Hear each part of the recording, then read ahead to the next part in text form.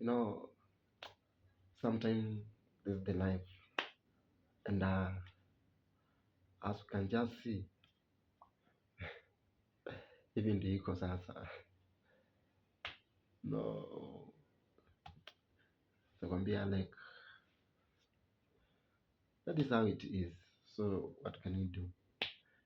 Maybe to implement the life, improvise the life, try to make up, but still it's the normal life that come on that lane, because like where's the bamba life, like to improvise life, hiyo ni kama una fake na itakuwa very fake, so we have to accept then move on like that, au vipi?